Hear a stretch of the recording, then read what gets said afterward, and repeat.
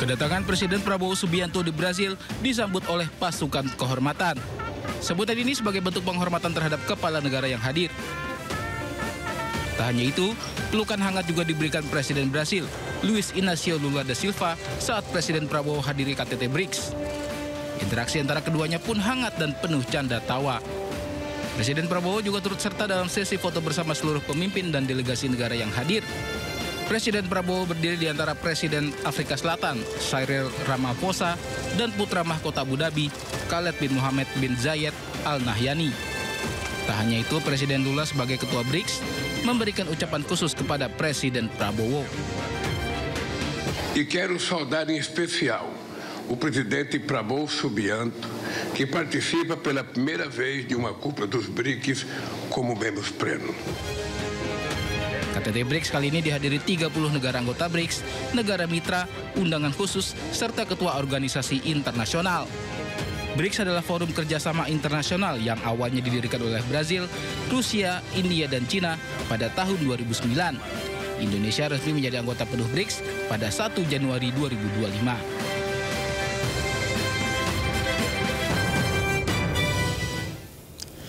Presiden Prabowo Subianto menghadiri konferensi tingkat tinggi BRICS, di mana KTT BRICS tahun ini jadi kunci strategis untuk memperkuat posisi Indonesia dalam kancah global.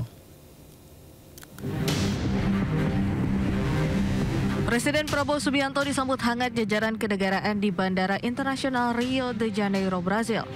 Kedatangan Presiden dalam forum internasional konferensi tingkat tinggi BRICS ini menjadi momen bersejarah karena untuk pertama kalinya Indonesia hadir sebagai anggota penuh setelah resmi bergabung sejak 1 Januari 2025 lalu.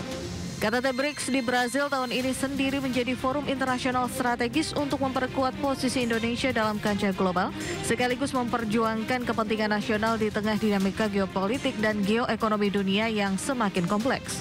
Ada 3 agenda utama Presiden Prabowo selama berlangsungnya KTT BRICS.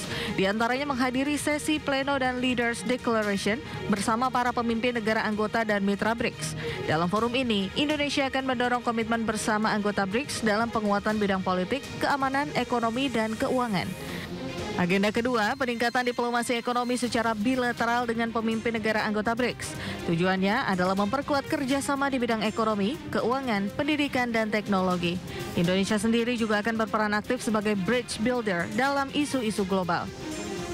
Dan agenda ketiga, Indonesia akan mengangkat isu Global South, ekonomi inklusif, dan AI dalam KTT BRICS 2025 yang mengusung tema Strengthening Global South Cooperation to a More Inclusive and Sustainable Governance. Dalam forum ini, Presiden Prabowo menyoroti pentingnya kerjasama negara-negara berkembang, memperjuangkan tatanan ekonomi yang lebih adil, serta memastikan keterlibatan Indonesia dalam diskusi tata kelola perubahan iklim dan kesehatan global.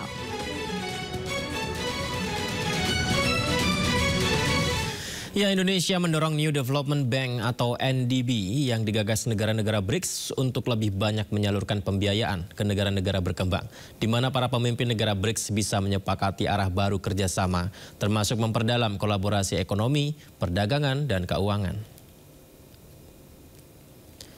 Pemirsa, Menko Bidang Perekonomian Erlangga Hartarto mengatakan Indonesia melalui Presiden Prabowo menegaskan pentingnya memperkuat kemitraan ekonomi antar negara Global South, terutama negara BRICS, dengan memperluas pemanfaatan biaya dari New Development Bank. Tercatat saat ini NDB tengah menangani 120 proyek yang fokus pada energi bersih, infrastruktur, serta ekonomi hijau dan sirkular dengan nilai total mencapai 39 miliar dolar Amerika atau setara 627,9 triliun rupiah. Untuk itu, Erlangga menegaskan Indonesia sudah menyatakan kesiapan untuk ikut aktif bergabung dalam NDB, di mana dengan bergabung, Indonesia bisa mengakses pembiayaan pembangunan untuk agenda transformasi hijau dan pertumbuhan ekonomi berkelanjutan. Nah, bagi Indonesia ini penting karena dari keseluruhan GDP-nya sebesar sebelum Indonesia masuk 28 triliun, itu 34% dari global GDP. Dengan masuknya Indonesia dan beberapa negara lain, ini sudah merepresentasi 40% GDP dan merepresent dari 56% penduduk dunia. Jadi ini ekonominya terus bertambah. Dan kalau kita lihat berdasarkan purchasing power parity, ini juga BRICS itu sudah lebih tinggi daripada G7. Jadi ini yang mendorong bahwa BRICS ini menjadi bagian daripada Global South dan diharapkan bisa menyuarakan Global South di fora internasional. Sementara itu, Wakil Menteri Luar Negeri Armanata Nasir menekankan Indonesia melontarkan gagasan pembentukan South Economic Compact, di mana inisiatif ini bertujuan agar negara-negara BRICS bisa menjadi motor penggerak dalam memberi akses perdagangan yang lebih luas bagi negara Global South. Dalam KTT BRICS 2025, Indonesia mendorong arah baru kerjasama termasuk memperdalam kolaborasi ekonomi, perdagangan, dan keuangan. Selain itu, Indonesia juga menggagas pembentukan South Economic Compact, di mana inisiatif ini bertujuan agar negara-negara BRICS bisa menjadi motor penggerak perluasan akses perdagangan bagi negara Global South. Negara BRICS juga sepakat deklarasi penguatan kerjasama di bidang pembangunan manusia, sosial, dan kebudayaan. Indonesia, pemirsa, memandang pilar ini penting untuk memastikan transformasi sosial yang merata di antara negara-negara anggota BRICS. Di sini tujuannya adalah agar negara-negara BRICS menjadi motor untuk memberikan akses yang lebih luas kepada negara-negara Global South untuk perdagangan, untuk juga lebih mengintegrasikan perekonomiannya untuk menjadi bagian dari supply chain. Pemerintah Amerika Serikat menyatakan pemberlakuan tarif resiprokal akan dimulai pada 1 Agustus 2025 atau mundur dari jadwal semula 9 Juli 2025. Namun demikian, Menteri Perdagangan Amerika Serikat Howard Lutnick menyebut negosiasi akhir antara Amerika Serikat dan sebagian besar negara yang terkena pemberlakuan tarif resiprokal akan selesai pada 9 Juli mendatang. Gaskan proses finalisasi dan penetapan tarif yang akan diberlakukan pada negara-negara terkena tarif resiprokal masih berlangsung ternyata, pemirsa, hingga saat ini. Sementara itu, Presiden Amerika Serikat Donald Trump menyebut surat pemberitahuan tarif pada sejumlah negara akan mulai dikirim pada hari Senin. Di sisi lain, Trump juga mengancam akan memberlakukan tarif masuk tambahan sebesar 10% terhadap negara-negara yang dianggap mendukung agenda anti-Amerika Serikat yang disuarakan kelompok BRICS. Pernyataan tersebut muncul bersamaan dengan digelarnya KTT BRICS di Rio de Janeiro, Brazil.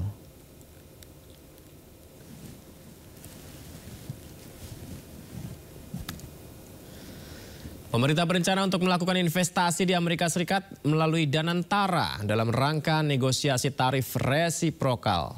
Meski demikian, pemerintah belum menjabarkan lebih lanjut terkait rencana investasi Danantara, baik terkait sektor, lokasi, maupun besaran dana yang akan ditanamkan. Pemerintah berencana untuk melakukan investasi di Amerika melalui Badan Pengelola Investasi Daya Anagata Nusantara atau Danantara dalam rangka negosiasi tarif resiprokal. Menurut Menteri Koordinator Bidang Perekonomian Erlangga Hartarto, upaya tersebut menjadi satu dari sederet tawaran yang diajukan pemerintah Indonesia kepada pemerintah Amerika Serikat. Meski demikian, Erlangga enggan menjabarkan lebih lanjut terkait rencana investasi di Amerika Serikat melalui Badan Pengelola Investasi Danantara, baik terkait sektor, lokasi maupun besaran dana yang akan ditanamkan di negeri Paman Sam tersebut.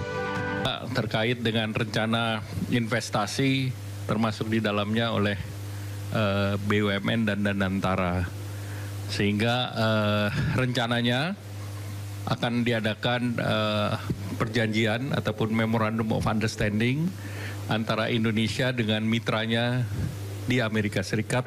Pemerintah Indonesia juga menawarkan peningkatan impor untuk menyimbangkan surplus perdagangan yang merupakan bagian dari negosiasi tarif resiprokal Amerika Serikat.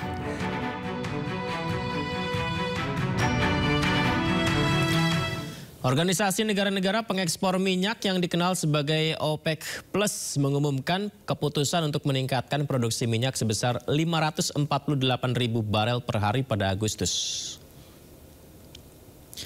Ya, keputusan OPEC Plus tersebut diambil dalam pertemuan virtual dengan negara-negara anggota pada akhir pekan lalu. Berdasarkan pernyataan resmi, penyesuaian produksi minyak diambil dengan mempertimbangkan prospek ekonomi global yang stabil dan faktor-faktor fundamental pasar yang sehat. Sementara itu peningkatan pada bulan Agustus merupakan lonjakan dari peningkatan bulanan sebesar 411.000 barel per hari yang telah disetujui OPEC Plus untuk bulan Mei, Juni, dan Juli, serta 138.000 barel per hari pada April lalu, pemirsa.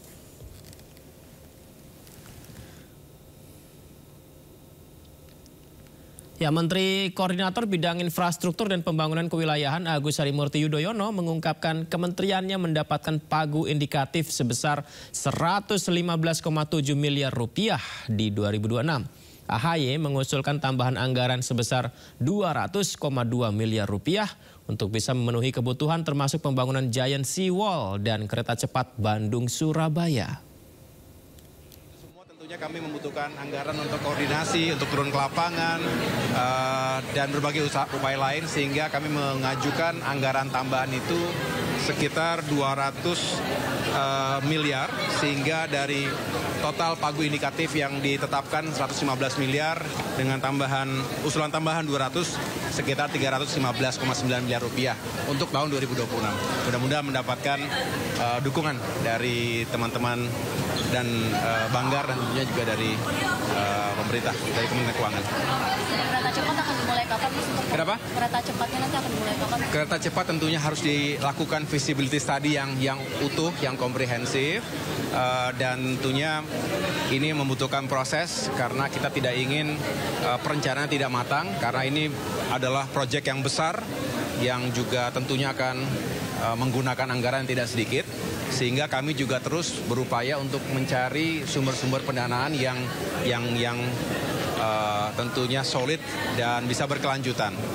Saya tentunya berupaya bersama dengan jajaran Kemenko Infra untuk mendapatkan sumber-sumber investasi baru di